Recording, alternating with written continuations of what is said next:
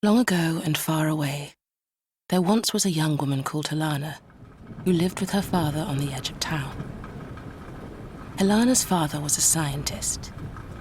When Helana was young, he had worked for a large corporation and was in charge of all of their research and development.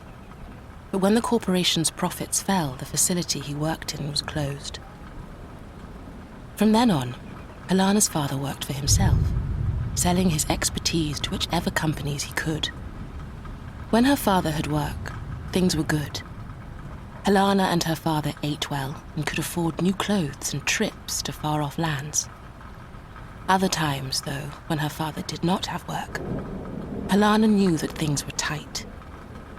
So, when she was able to, she worked in the town to earn a little extra money, helping in the library or one of the shops. One day, Helana's father received a message. It was an offer of work. A private individual needed some research conducted and wanted Helana's father to do it. "I shall be away for a few weeks," he told his daughter. "At least the money is good and the work sounds interesting." Helana was not concerned.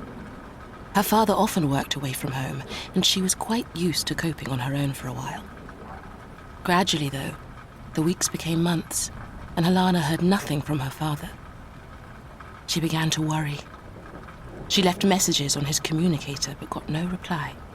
She even went to the local constable to ask his advice, but he assured her that there was no need to be concerned, especially since money continued to appear in their household account each week. The constable was sure Helana's father was safe and was probably just wrapped up in his work. But Helana was not convinced, and she became increasingly worried until at last she decided to go through her father's messages to find the offer of work. When she had found it, she made a note of the address and programmed it into her transporter's navigation systems. Soon Helana had left the town altogether and was speeding through empty countryside in her transporter. It was a long journey to a region she had never visited before. As the evening drew in, Helana still had not arrived at her destination. Night fell, and Helana began to wonder if she would ever reach the address where her father was working.